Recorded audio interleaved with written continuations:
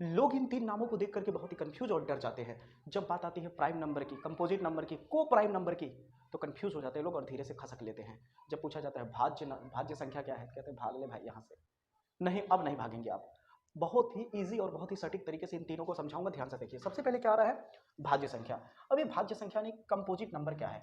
भाज्य संख्या उसे कहते हैं जो खुद के पहाड़े से कटे, एक के पहाड़े से कटे, और इसके साथ साथ किसी और के भी टेबल से कटे। जैसे आप देखिए, मान लीजिए 6 ले लेते हैं। 6 एक के टेबल से कटेगा कि नहीं? बिल्कुल कटेगा। एक छक्का 6 खुद के टेबल से कटेगा कि नहीं? बिल्कुल कटेगा। 6 एकम 6 खुद के टेबल से, और किसी और के भी टेबल से कटेगा। 2 से कटेगा, 2 तिहाई 6, और 3 से भी कटेगा। तो कट रहा है कि नहीं? यानी एक से कट रहा है, खुद से कट रहा है, उसके साथ साथ किसी और के भी टेबल से कट रहा है, तब इसे क्या कहा जाएगा? भाज्य संख्या, यानी कंपोजिट नंबर। कंपोजिट नंबर किसे कहते हैं? जो खुद के टेबल से कटे, एक के टेबल से कटे, उसके साथ साथ किसी और के भी टेबल से कटे। चलिए एक लेते हैं, बताइए कंपोजिट नंबर होगा या नहीं? 7, यानी अब भाज्य संख्या होगा या नहीं? एक से भी कट गया, एक से तो सब कटेंगे ही, खुद से भी कट गया, ये भी कट गया, लेकिन किसी और के टेबल से कटेगा क्या ये? नहीं ना। इसका मतलब भाज्य संख्या ये नहीं है, तब ये भाज्य संख्या नहीं है दोस्तों।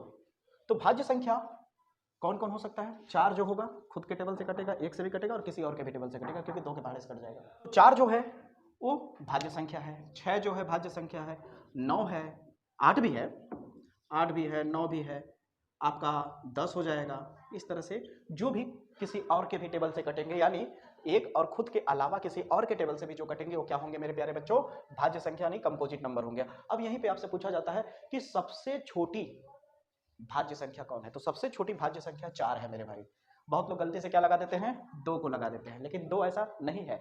2 खुद सोच के देखिए, 2 खुद से कट रहा है, एक से भी कट रहा है, लेकिन किसी और के टेबल से कट रहा है क्या? 2 नहीं कट रहा है ना मेरे प्यारो, इसलिए ये भाज्य संख्या नहीं है। इतनी बात आपको समझ में आ गई होगी कि भाज्य संख्या किसे कहते हैं। अब बात करते हैं अभाज्य संख्या। तो अभाज्य संख्या जस्ट इसका उल्टा होगा। अभाज्य संख्या में कहानी में थोड़ी ट्विस्ट आती है, इसलिए ध्यान से देखिएगा, सुनिएगा, यहीं पे कंफ्यूज होते हैं लोग, ठीक है ना। तो अभाज्य संख्या किसे कहते हैं? जस्ट जैसे यहां मैंने बोला ना, एक के टेबल से, खुद के टेबल से, तो जो एक के पहाड़े से कटे और खुद के पहाड़े से कटे, उसे क्या कहते हैं? अभाज्य संख्या कहते हैं, यानी प्राइम नंबर कहते हैं। जैसे मान लीजिए 7 लिया मैंने, तो 7 खुद के टेबल से भी कटेगा, हाँ या ना, और एक के भी टेबल से कटेगा, तो क्या हो गया? ये अभाज्य संख्या होगा। अगर मान लीजिए मैं ले लिया 11, तो 11 खुद के टेबल से कटेगा, हाँ या ना, खुद के टेबल यानी 11 से भी कटेगा और एक के भी टेबल से कटेगा, कटेगा कि नहीं? अगर मैं ले लूँ 13, तो 13 खुद से भी कटेगा और एक से भी कटेगा। क्या इसके अलावा भी किसी और से कटेगा क्या? कटेगा क्या? कटेगा क्या?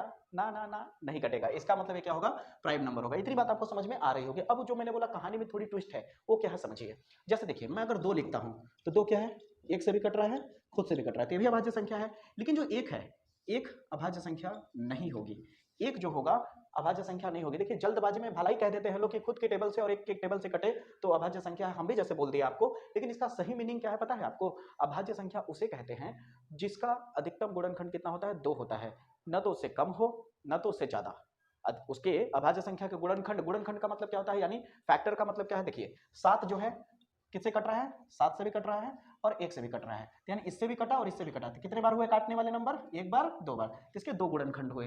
11 को देखो, 11 भी काट रहा है, एक भी काट रहा है, तो कितने गुणनखंड हुए? एक और एक, 2 हुए, एक और एक, 2 गुणनखंड हुए, एक और एक, 2 गुणनखंड हुए, हुए कि नहीं?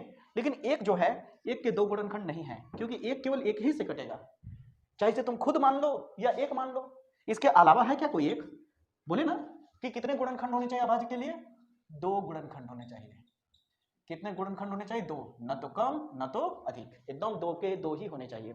जब 2 गुणनखंड होंगे तो अभाज्य संख्या हो। तो इसका मतलब अभाज्य संख्या की शुरुआत तब कहां से हो रही है? 2 से हो रही है, फिर 2 के बाद 3, 3 के बाद 5, 5 के बाद 7, इस तरह से आगे बढ़ रहा है, ठीक है। तो अब यहाँ पे अभाज्य संख्या में आपसे पूछ दिया जाता है कि सबसे छोटी अभाज्य संख्या कौन सी है, यानी प्राइम नंबर, तो ये 2 होता है। आपने रोबोट मूवी देखा होगा, चिट्टी वाला।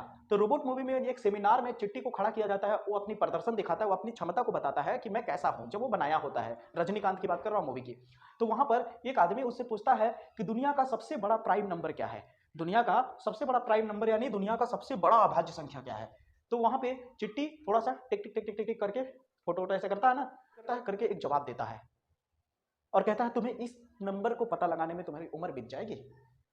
तो चलो मैं आपको एक चैलेंज देता हूं दोस्तों, आपको कमेंट बॉक्स में देखना बताना है कि उसने क्या ऐसा जवाब दिया था, क्या वो सही था या गलत। तो दोस्तों प्राइम नंबर जो होता है क्या होता है आपको समझ में आ गया होगा कि अभाज्य संख्या किसे कहते हैं, इतनी बात आपको क्लियर हो रही होगी। अब बारी आती है सह अभाज्य संख्या क्या है। सह अभाज्य में क्या होता है ना कि जोड़े में दिया रहता है, जैसे मान लो एक तरफ 4 दे दिया, एक तरफ 7 दे दिया, इस तरह से, ठीक है, ध्यान से समझना। या एक तरफ मान लो सपोज दैट 10 दे दिया, एक तरफ 4 दे दिया, इस तरह से। अब इसमें से पूछ दिया कौन सा अभाज्य संख्या है, तो कैसे पता लगाओगे। 4 को तुम क्या तोड़ सकते हो, 4 को लिख सकते हो 2 गुणे 2 लिख सकते हो कि नहीं, बिल्कुल। 7 को क्या लिखोगे, केवल 7 लिखोगे कि नहीं। अब यहाँ पे आते हैं 10, 10 को तुम क्या लिख सकते हो, 2 गुणे 5। 4 को तुम क्या लिख सकते हो, 2 गुणे 2 लिख सकते हो कि नहीं। यहाँ पे क्या कोई जोड़ा बन रहा है क्या, हाँ, तो इसका मतलब ये प्राइम नंबर यानी को प्राइम नंबर नहीं है। क्या यहाँ कोई जोड़ा बन रहा है, क्या नहीं बन रहा है ना, तो इसका मतलब इसका एचसीएफ, एचसीएफ यानी मासा क्या होगा, एक होगा हमेशा। जब जोड़ा नहीं बने तब एक को प्राइम नंबर होगा। बताओ कठिन है क्या, बिल्कुल कठिन लग रहा है क्या, बिल्कुल आसान है। कितने कम समय में अब बेहतर से बेहतर जानकारी दे रहा हूं। अब तो चैनल को सब्सक्राइब कर दो और ज्यादा से ज्यादा वीडियो को शेयर कर दो। इसके अगले वीडियो में हम लोग मुलाकात करेंगे परिमेय संख्या क्या है, अपरिमेय संख्या क्या है, भिन्न क्या है, इस तरह से काफी अनगिनत मोस्ट इंपॉर्टेंट टॉपिक के ऊपर बात करेंगे दोस्तों, जो कि मैथ के बेसिक को बहुत ही स्ट्रॉन्ग कर देते हैं। वीडियो पसंद आए तो दोस्तों तक जरूर शेयर करिएगा। मुलाकात होगी अगले वीडियो में, तब तक के लिए जय।